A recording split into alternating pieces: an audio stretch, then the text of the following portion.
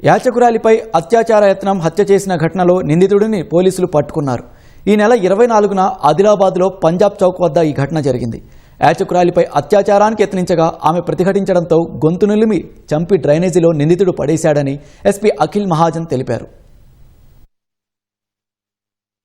ఈమె ఒక బెగ్గర్ లాగా తిరుగుతుంది. ఈ డిసీజ్డ్ ఆ పర్సన్ ఐడెంటిఫై చేస్తే కొంత ట్రాక్టర్ డ్రైవర్స్ మనకి చెప్పుకున్నారు ఇతని పేరేంటి, ఇతను కిన్వర్ట్ చేదిన, ఇతని పేరు నర్సింగ సంతోబా గంపల్వాడ్. ఇతను కిన్వర్ట్ నుంచి ఇక్కడ జస్ట్ ట్రాక్టర్ డ్రైవింగ్కి వస్తారు, మళ్ళీ డ్రైవింగ్ చేసి మళ్ళీ వెళ్ళిపోతారు. ఇతను మళ్ళీ మనం పట్టుకున్నాము త్వరగా టీమ్ ఫామ్ చేసి. ఇతను మళ్ళీ తర్వాత ఒప్పుకున్నారు నేనే చంపాను. ఇతను కూడా తాగి ఈమెకి చూశారు, ఈమె పడుకుంటుంది. ఈమె కూడా ఈ డిసీజ్డ్ కూడా అది తాగిన తర్వాత ఇక్కడ పంజాబ్ చౌక్లో హల్దీరామ్ పక్కన గలీలో పడుకున్నారు. ఇతను తాగిన తర్వాత అది ఆమెకి చూశారు, కొంచెం సెక్షువల్ అటెంప్ట్ ట్రై చేశారు.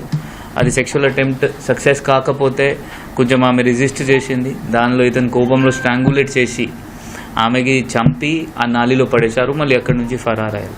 చాలా మంచిగా తిరిగి అన్ని సీసీటీవీ కెమెరాస్ చెక్ చేసి లోకల్ ఇంటెలిజెన్స్తో ఐడెంటిఫై చేసి ఇది అక్యూజ్ పట్టుకోవడం జరిగింది.